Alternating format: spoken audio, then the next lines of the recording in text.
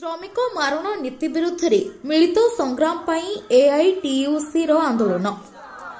जातीय श्रमिक संगठन एआईटीयूसी सहित बंधित अखिल भारत गृह और निर्माण श्रमिक फेडरेशन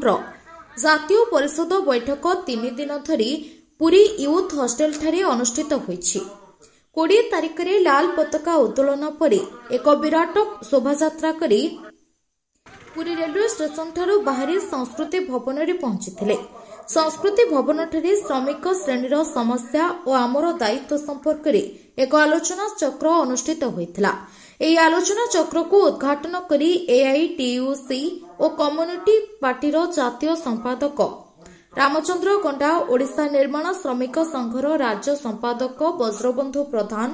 राज्य कार्यकारी सभापति महेश्वर राउत, राज्यर अन्यतम संपादक एम गोपाल, हरिहर सेनापति, उल्लेख नायक, सुरेंद्र चंद्र विशाल प्रमुख मंचासीन होई श्रमिक श्रेणी को संगठित और संघबद्ध भाव में आंदोलन चलाइबाकू आह्वान देथिले। निर्माण श्रमिक संघर राज्य साधारण संपादक, कम्युनिस्ट पार्टी राज्य कार्यकारी कमिटी सदस्य, जातीय स्तर सभा अखिल भारत निर्माण श्रमिक फेडरेशन आज पुरी रे यूथ हॉस्टेल 3 दिन धरिकी जातीय परिषद बैठक होउची। बैठक ये श्रमिक मान विरुद्ध केंद्र बीजेपी सरकार जो समय विरोधी आईन आनी समस्त संस्थार आज जो टीका व्यवस्था चली एवं श्रमिक मान देशर खनि खादान पानी पवन ठू आरंभ करके बैंक बीमा बंदर सब बर्तमान आदानी हाथ में बिक्री बिक्री कर लगी विरुद्ध एक जन आंदोलन देशव्यापी आरंभ से आंदोलन को जोरदार करने आमर यूनियन अखिल भारत निर्माण गृह निर्माण श्रमिक फेडरेशन से सामिल हम। आज जम्मू काश्मीर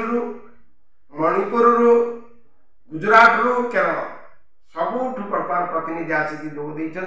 नेता माने राज्य नेता माने एठी निष्पत्ति हम जो जोरदार आंदोलन मोदी विरुद्ध हम, फाशीवाद विरुद्ध हम, जातिवाद धर्मवाद ना देश को विभाजन करने विरुद्ध जो हम से विवाद में यही निष्पत्ति सारा देश में मोदी विरुद्ध आंदोलन को जुआर फिटे से सभा 3 दिन चली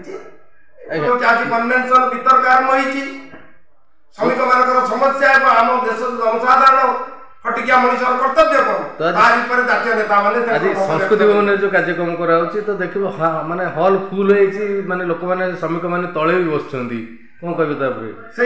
जातीय स्तर विकृति आलोचना चक्र आरंभ होती आम मान कर्तव्य कौन जनतार कर्तव्य कौन बर्तमान ये फाशीवाद को रक्षा करने दरदाम बुद्धि रक्षा करने बेकारी विरुद्ध करने लक्ष लक्ष चाकरी सरकारी अनुष्ठान खाली पड़े निजुक्ति न देवा विरुद्ध